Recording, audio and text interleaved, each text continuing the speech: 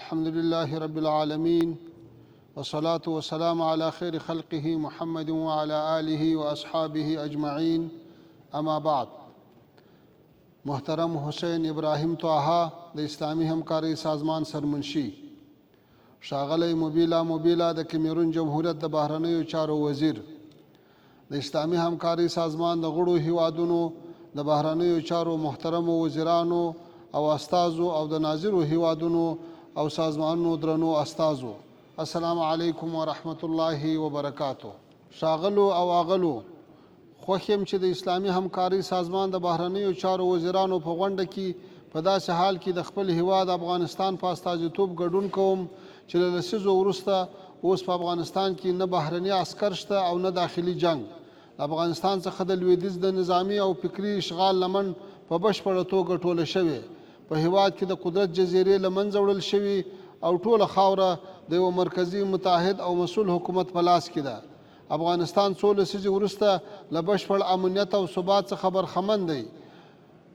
په دولتي ادارو کې فساد له منځه تللی، د هر ډول مخدره موادو کرنه او سوداګري په مطلق ډول بنده شوې، د هیواد او خلکو د لومړیتوبونو د تحقق او د متوازن پرمختګ لپاره د هیواد له ګوټ ګوټ څخه عواید مرکزي خزانې ته راټولیږي. د افغانستان ملي بودیجه 100% کې له کورنیو عوایدو تمویلیږي. افغانستان اوس د یوه داسې امنیتي ځواک څښتن دی چې د هیواد د ازادۍ او ثبات ګټندوی او ساتندوی دی او د خپل هیواد د ثبات له لارې د سیمې په ثبات کې خپل رغنده نقش لوبوي. مګر لسیزو جګړو ځپلی افغانستان ستونزې هم لري. د افغانستان بانک میلیاردونه ډالر شتمني د امریکا د متحده ایالتونو لخوا کنګل شوې، پر افغانستان غیر عادلانه اقتصادي بندیزونه لګېدلي، په غیر منصفانه ډول د رسمیت مشروع حق ورڅخه اخیستل شوی او آن په نړیوالو تخصصي سازمانونو کې ترې د استازیتوب غیر انکاري حق اخیستل شوی او پر دې سربیره د یوې منظمې تبلیغاتي جګړې هدف او د یو اړخیزو مغرضو راپورونو موضوع ګرځول شوی.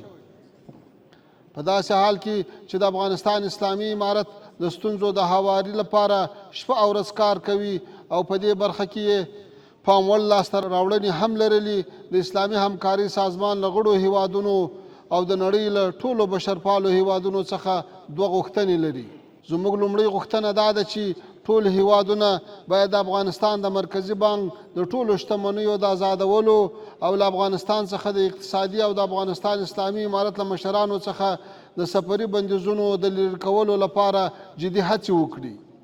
د هغه بندیزونه د افغانستان د مرکزي بانک د وظایفو د معطل کېدلو، د افغانستان د اقتصادي ودې او آن سیمه ییزې سوداګرۍ د ورو کېدو او د اړخیزو او څو اړخیزو اړیکو د ټینګولو په موخه د راشه درشه د مخې ډب کولو سبب شوي. زموږ هیله ده چې د جګړې د وخت چلند د سولې پړاو ته راونه لیږدول شي. زموږ دوهمه غوښتنه دا ده چې د اسلامي همکارۍ سازمان غړي هیوادونه او د نړۍ نور هیوادونه د مشترکو مشروع ګټو په چوکاټ کې له افغانستان سره اقتصادي او سوداګریزې ملګرتیاوو ته داخل شي.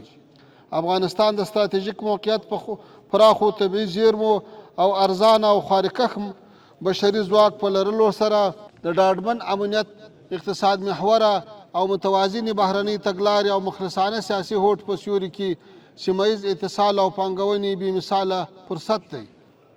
درنو حاضرینو، افغانستان له لسیزو جګړې راوتلي هیواد په توګه د ماضي د ترخو تجربو د هیرولو او د نړۍ له هیوادونو سره د دوه اړخیزو مشروع ګټو پر اساس د نویو اړیکو پیلولو مخلصانه عزم لري. موږ د ځان او نړۍ دواړو لپاره د امن پیغام لرو او د سیمې او نړۍ هیوادونو ته بشپړ ډاډ ورکوو چې زموږ خاوره به د هیچا په خلاف نه کاریږي. دا ژمنه موږ په تیرو 3 کلونو کې په عمل کې ثابته کړې. په ورته ډول د نړۍ له هیوادونو څخه هم له افغانستان سره د بالمثل تعامل غوښتنه کوو او د یو اړخیزو ګمانونو او د پخوانیو ناکامو تجربو پر اساس ولاړو تحلیلونو پر ځای د نویو واقعیتونو پر اساس ولاړ تفاهم ته رابولو. افغانستان د اسلامي همکارۍ سازمان د ټولو غړو هیوادونو ترڅنګ د نړۍ ټولو هیوادونو ته په مثبت نظر ګوري او له هغوی څخه هم د مثبت تعامل غوښتنه لري. درنو حاضرینو، ستره بې انصافي به وي چې د اسلامي نړۍ د بهرنیو چارو وزیرانو په دې ناستې کې د فلسطین قضیې ته چې د اسلامي همکارۍ سازمان وجودي فلسفه جوړوي اشاره ونه کړم.